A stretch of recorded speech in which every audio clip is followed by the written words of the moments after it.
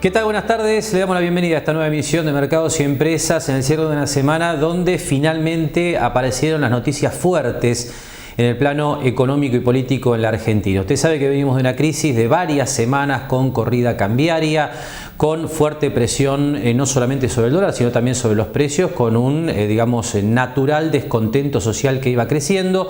Y es así que, bueno, usted sabe, la novedad de las últimas horas es que, Sergio Massa ha llegado al Ministerio de Economía.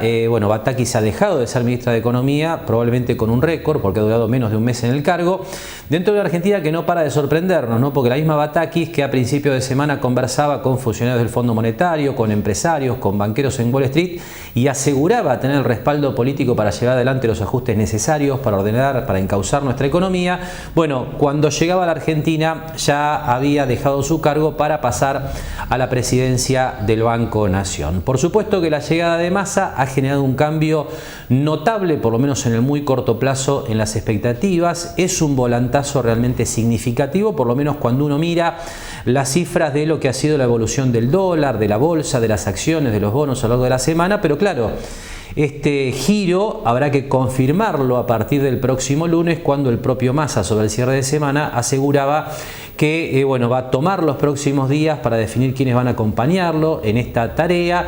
Y además, se vienen las medidas económicas que también el mismo Massa dijo hay que esperar para el próximo miércoles, con lo cual está todo por verse. Realmente creo que lo que hay que destacar de esta semana es el brusco giro, esta reacción realmente importante que ha tenido el gobierno, que además da la sensación que pone en escena la gravedad de la crisis, ¿no? Un cambio de esta magnitud, con Sergio Massa tomando un protagonismo, le diría, inesperado en un gobierno que obviamente comparte con amigos y enemigos de acuerdo a cómo se mide cada relación política, ¿no? Dentro de lo que es hoy el Frente de Todos.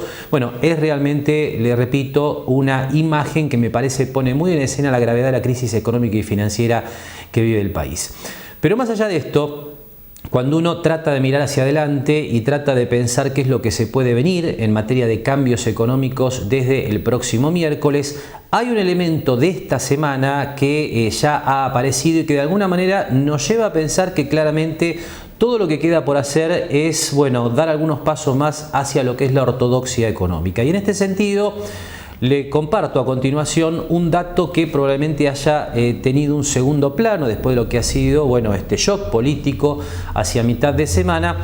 Y estos son los números que quería compartir y que tienen que ver con la evolución de las tasas de interés, que es claramente un síntoma de un cambio en la política monetaria hacia una ortodoxia más marcada. Hasta hace algunos días nada más, muchos nos preguntábamos de qué manera estaba viendo el panorama, no solamente el equipo económico, sino el Banco Central, en el sentido de que una tasa de interés por debajo de la inflación, por debajo de las expectativas de evaluación, naturalmente no contribuía para nada a generar una estabilización de las variables financieras.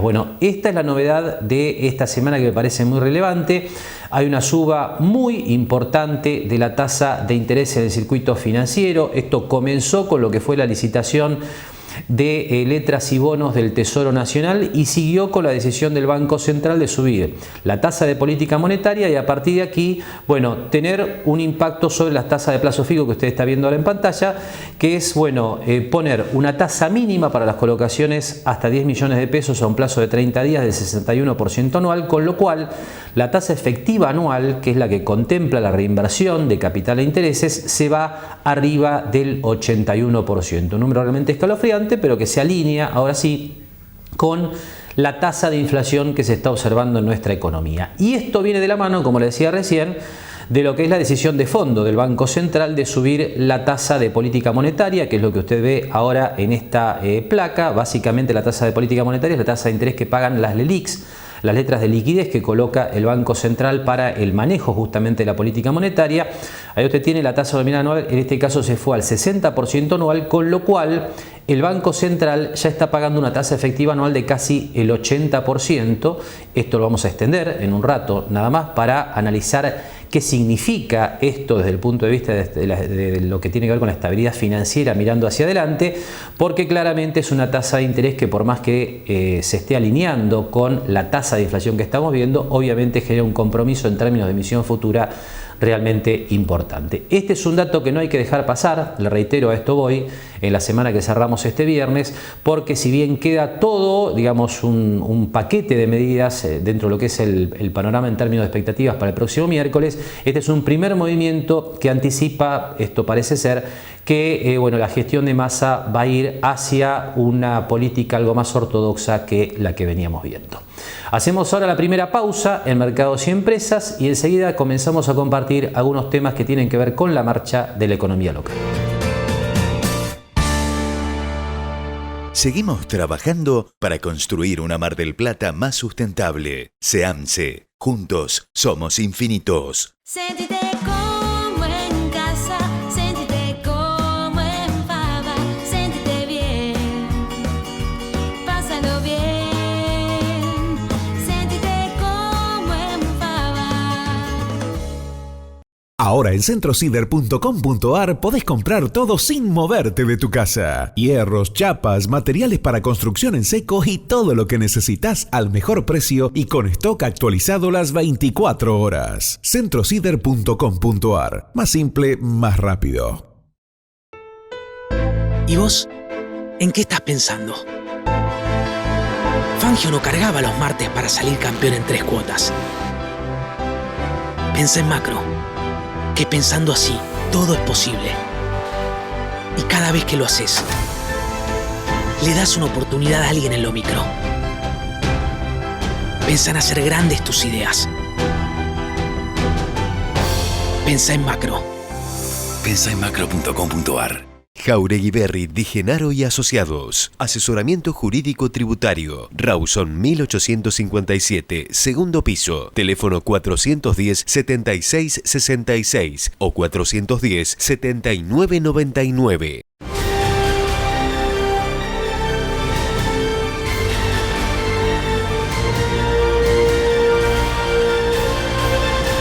El gran astillero argentino es marplatense. Bien, en unos minutos entonces vamos a estar hablando de qué significa esta suba de tasa de interés para los compromisos del Banco Central y qué políticas le deja disponible a Sergio Massa si es que efectivamente quiere ordenar la macroeconomía argentina desde la semana próxima. Pero antes vamos a hablar de algunos temas que tienen que ver con la marcha de la economía local y en este sentido, bueno, lo que le proponemos a continuación es compartir el testimonio de otro de los actores de lo que es el panorama económico, comercial, turístico de Mar del Plata para ver qué está pasando en la ciudad en este cierre de vacaciones de invierno. Así que ponemos a continuación la charla que mantenía Javier Novoa con Juan Antonio Gutiérrez, presidente de Cameco, que analizaba de la siguiente manera estas vacaciones de invierno que se están cerrando durante este fin de semana. Bueno, en general la ciudad ha recibido muchos turistas que han venido de distintas partes del país. Siempre Mar del Plata es una alternativa más que importante. Hay una oferta muy buena de lo que es espectáculos, todo lo que tiene que ver con distintos escenarios que Mar del Plata le ofrece al turismo y hace que compita mejor con otras plazas. Pero estamos conformes, en líneas generales ha venido mucha gente a la ciudad, hay un promedio de venta, de consumo que supera los 7.000 pesos, 7.500 pesos, o sea que realmente es un efecto en la economía de la ciudad de Mar del Plata que genera un espacio importante para las pymes en general y sobre todo aquellos que están más ligados a la oferta gastronómica, hotelera y ligado directamente a las arterias con el turismo. Imagino que si el clima hubiera sido distinto y la crisis económica no se hubiera dado justo en la previa a las vacaciones, estaríamos hablando quizás de un resultado sumamente distinto. Sí, por eso es importante hacer el análisis que estás haciendo muy bien, porque en el contexto que se está viviendo económico, bueno, y demás, que haya venido tanta gente a Mar del Plata es muy importante y también el clima, vamos a ser sinceros, Mar del Plata no ayudó el clima, hemos tenido días muy fríos, con mucha intensidad de vientos, pero bueno, la gente viene a Mar del Plata, tiene otras alternativas, recorre las arterias, va a los centros comerciales, los espectáculos, han funcionado muy bien las vacaciones, las colonias de vacaciones, inclusive con chicos de otras ciudades que han venido 3-4 días. Y los periodos de estacionamiento en Mar del Plata del turismo ha sido menor. Esto lo hemos comprobado con varias reservas, que habitualmente eran los 12-15 días. Generalmente la gran mayoría de los que han venido por 5 o 6 días, pero ha existido un recambio, sé que en definitiva a la ciudad le ha servido y mucho. Antonio, en ese marco que hablabas del consumo diario que tienen las familias cuando vienen, ¿cómo ha impactado la crisis económica? ¿Se han cuidado, han gastado menos de lo normal, han decidido utilizar los pesos antes de que valgan menos? ¿Cuál es la visión que tienen? No, realmente la gente que ha venido ha tenido un nivel de consumo importante. Yo di un parámetro el viernes, bueno, una semana después generalmente hacemos un análisis y tenemos un número real, pero generalmente el promedio nos ha dado eso y en algunos lugares con mayor cantidad de consumo por día, por cápita. Pero la gente ha gastado, ha habido un montón de planes de tarjetas de crédito, de empresas locales y demás, que la gente viene de vacaciones y trata de disfrutar. Comparado con otras plazas, Mar del Plata sigue siendo barato en el tema gastronómico, en el tema hotelería, y el consumo en general ha sido bueno para la gente que vino. Coincidimos de que si hubiera habido un tiempo mejor y no hubiera existido o no exista esa crisis de la variación del dólar o económica y demás, hubiera venido mucha más gente a la ciudad de Mar del Plata. Y así expresaba entonces Juan Antonio Gutiérrez, presidente de Cameco, su conformidad con lo que han sido estas vacaciones de invierno. Por supuesto que hubieran sido mejores, esto no hay duda. Si la segunda semana hubiera tenido un mejor clima, también si la situación económica, financiera, social del país hubiera sido otra, pero teniendo en cuenta estos componentes, los comerciantes parecen estar satisfechos, por lo menos en el análisis de Juan Antonio Gutiérrez. Y lo que sigue, por supuesto, es el periodo que nos separa de las vacaciones de verano, un periodo que habitualmente tiene un calendario interesante en términos de lo que se llama turismo de reuniones, esto es congresos, convenciones, así que ahí hay un elemento que puede contribuir a lo que es, bueno, el sostenimiento de la estructura turística de la ciudad. Pero como usted va a notar en el segundo tramo de la charla con Javier Novoa, Juan Antonio Gutiérrez también hace énfasis en las acciones que hace el municipio para promocionar la ciudad y algunas obras y elementos que también están haciendo falta.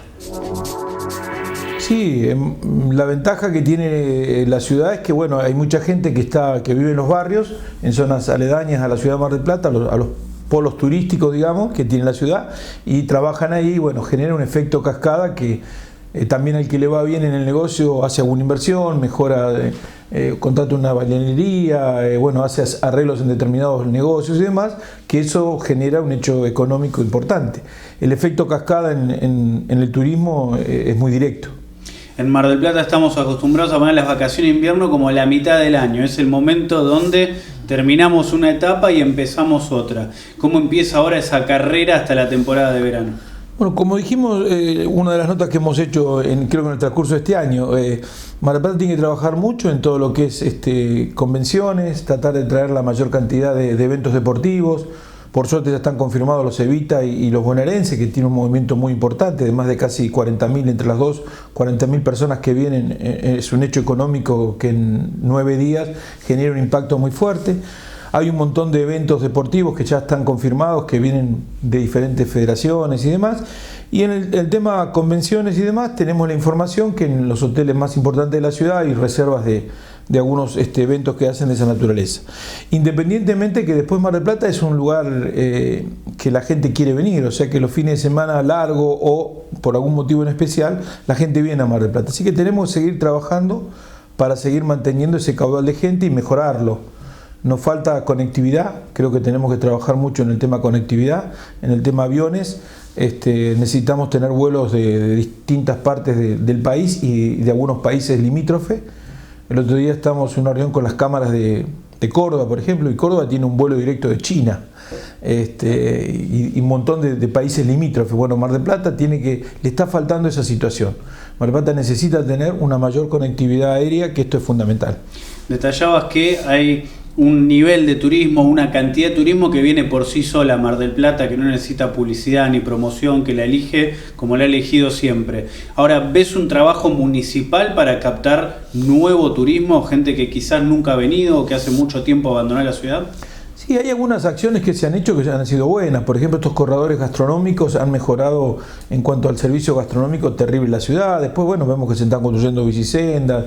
Deberíamos trabajar más y por ahí más en conjunto lo que es nación, provincia, municipalidad y sectores privados también. Creo que el sector privado tiene que participar. Creo que llega el momento de empezar a trabajar en conjunto como hacen en otras partes del mundo, que hay una inversión pública, pero también hay una fuerte inversión privada. hay un hecho que escapa al turismo, ¿no? Pero que también en definitiva tiene que ver. El otro día en la Cámara hablamos de lo que sucede con el estadio de fútbol. Yo creo que el estadio de fútbol debería tener una convocatoria de ese tipo, ¿no? Algo privado, público, y que se genere una concesión a largo plazo, para que es un hecho muy importante para atraer gente a la ciudad. Y el Estado municipal solo, o provincial, nacional, a veces no lo puede hacer, y si lo hace, sabemos que no es rentable. Entonces esa mezcla de sector público con privado es el ingrediente que creo que falta incentivar, no solo en eso, sino en muchos aspectos de la ciudad de Mar del Plata.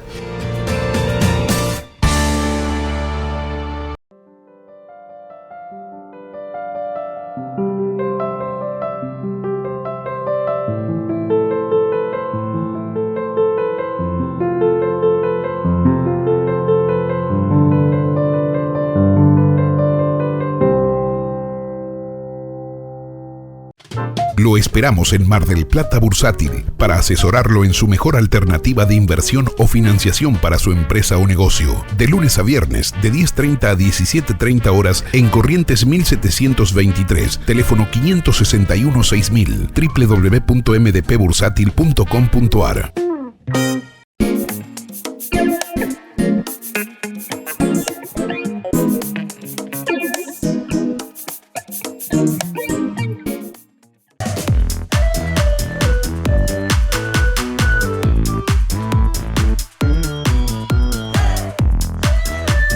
Personal. Comunicarte con OCE es cada vez más simple. Ya podés hacer consultas y gestiones por WhatsApp 2236 94 8900. Actualiza tu factura, ingresa tu reclamo, consulta tu deuda y lugares de pago. Gestiona tus trámites. Somos OCE, siempre cerca. Jauregui Berry, Di Genaro y Asociados. Asesoramiento jurídico tributario. Rawson 1857, segundo piso. Teléfono 410-7666 o 410-7999.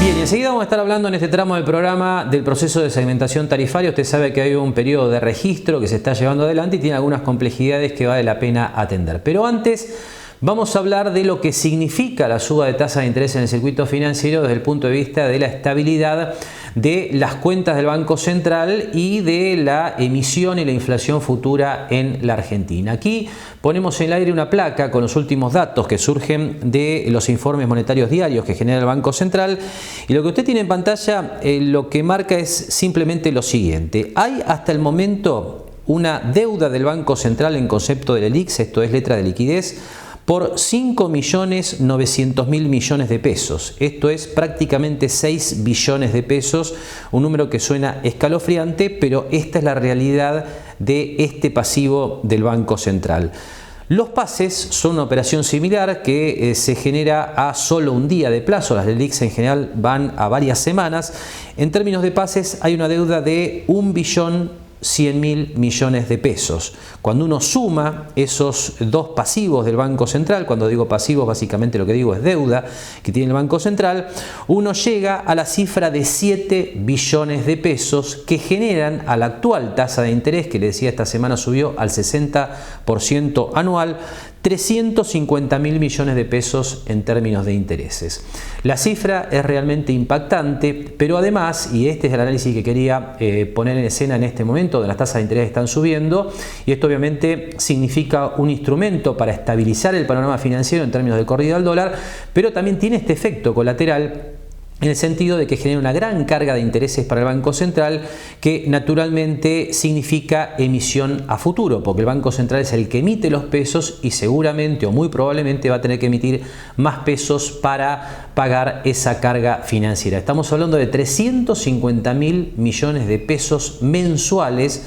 Da miedo hacer esta cuenta en términos anuales, pero esto deja muy claro que en la medida en que las políticas que ponga en marcha Sergio Massa al frente del Ministerio de Economía en las próximas semanas no apunten a disminuir la necesidad de este proceso de endeudamiento del Banco Central, que además tiene otro componente en términos de deuda del Tesoro Nacional, que eso es otra cuestión, bueno, difícilmente o prácticamente, para ser sincero, diría, va a ser imposible que logre estabilizar la economía. Hay mucho estudio sobre estas cuestiones en la macroeconomía, en las finanzas macro a nivel global, que demuestran que si uno no corrige el déficit fiscal, que a esto voy, bueno, va a tener que seguir endeudándose progresivamente y esto tarde o temprano termina o con un colapso financiero o con un salto, una espiral inflacionaria. Realmente es un desafío enorme encauzar la situación económica y financiera en la Argentina en virtud de bueno, este panorama que le estoy describiendo en términos de número, en términos de balances monetarios.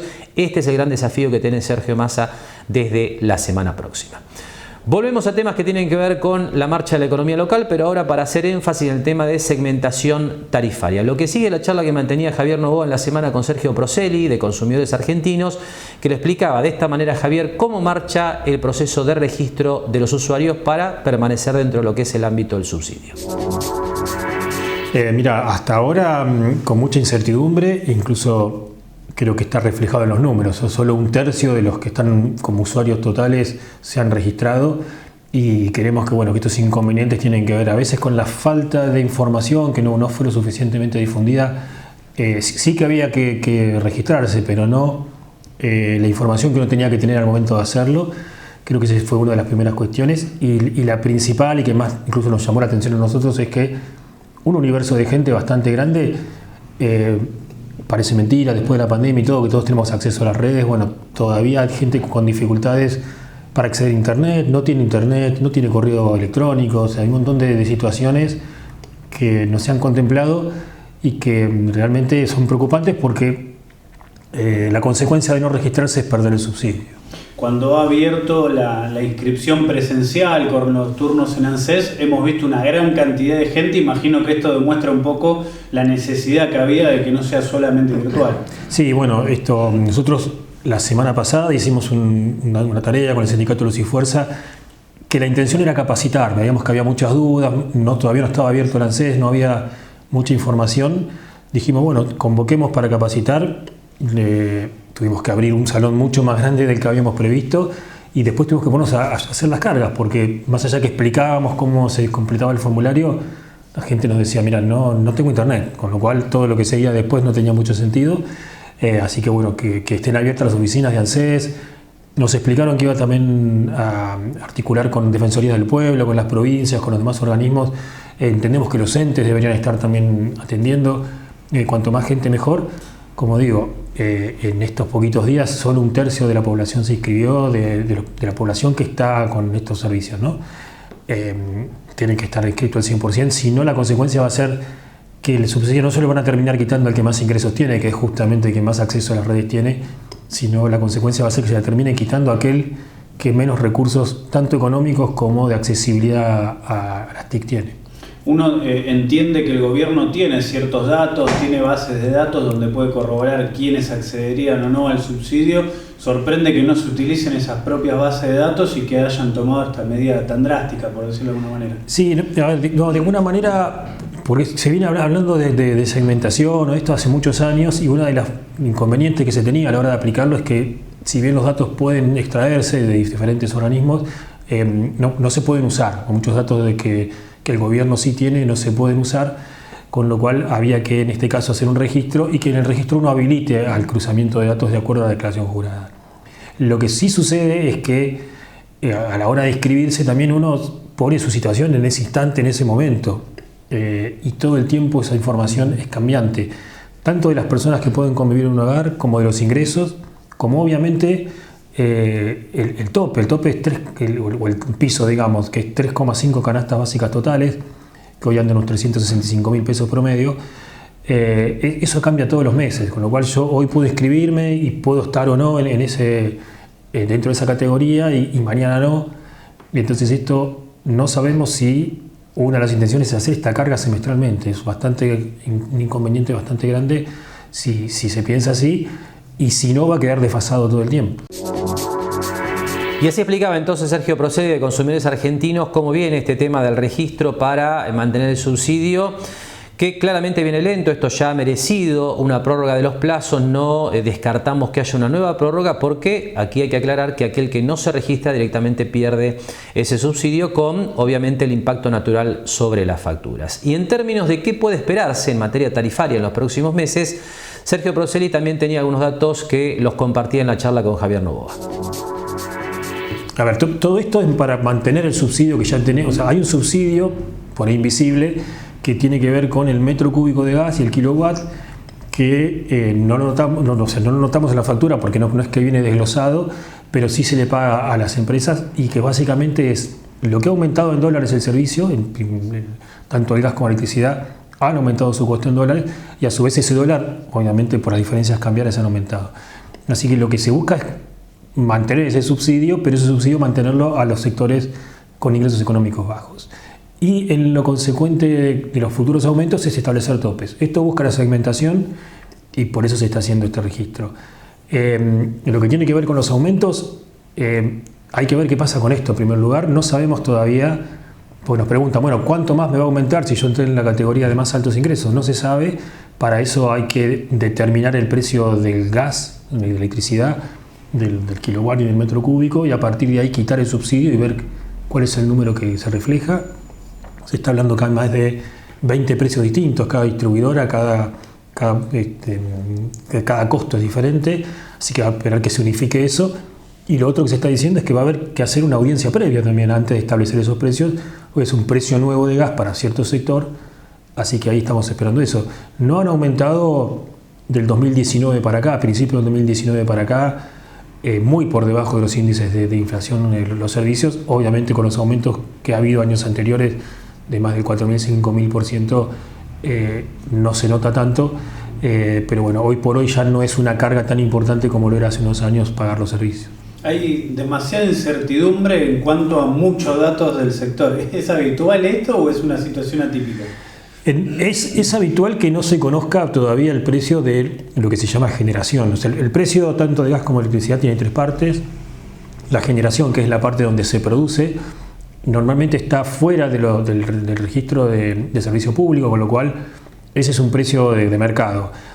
Ese precio se conoce hasta cierto punto, porque uno puede definir el precio si el gas se produce en Vaca Muerta, si el gas es el que viene en el barco gasificador y es importado, si viene de Bolivia. En el caso del gas hay muchos precios, en el caso de la electricidad lo mismo, porque a su vez el precio del gas repercute en la electricidad. O sea, hay como diferentes costos que van tomando forma, y después eso es lo que impacta en el precio. Y el Estado muchas veces subsidia eso para que no aumente.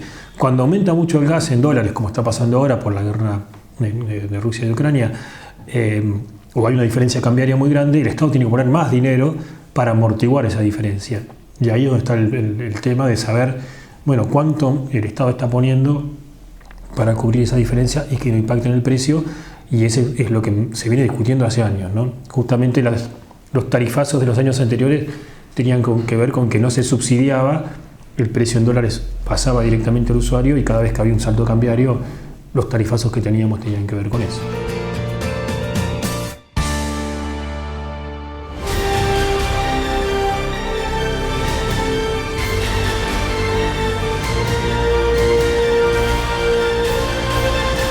El gran astillero argentino es marplatense.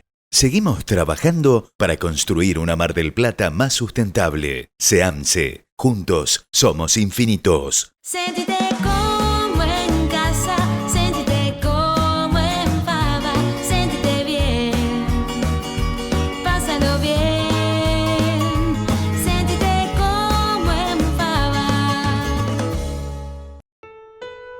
¿Y vos? ¿En qué estás pensando? Fangio no cargaba los martes para salir campeón en 3 cuotas. Pensá en macro, que pensando así, todo es posible. Y cada vez que lo haces, le das una oportunidad a alguien en lo micro. Pensá en hacer grandes tus ideas. Pensá en macro. Pensá en macro.com.ar. Estamos muy contentos por haber hecho este sueño realidad. Nos ayudaron mucho desde mi primer comercio. Fue muy rápido, en menos de un mes tuvimos la habilitación. Que se arriesguen, que todo llega. Municipalidad de General Pueyrredón. Jauregui Berry Di Genaro y Asociados. Asesoramiento jurídico tributario. Rawson 1857, segundo piso. Teléfono 410-7666 o 410-7999. Ahora en centrocider.com.ar podés comprar todo sin moverte de tu casa. Hierros, chapas, materiales para construcción en seco y todo lo que necesitas al mejor precio y con stock actualizado las 24 horas. centrocider.com.ar. Más simple, más rápido.